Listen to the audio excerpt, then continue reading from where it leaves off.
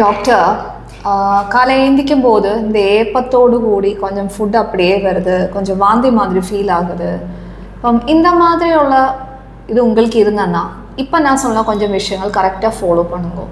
தயவு செய்து நீங்கள் மில்க் ஷேக்கு, மில்கோடு கூட உப்பு, பாலோடு கூட உப்பு இந்த மாதிரி வந்து சாப்பிடக்கூடாது. இந்த மாதிரி சாப்பிட்டோன்னா அது நம்ம உடம்புக்கு சுத்தமாக நல்லதல்ல.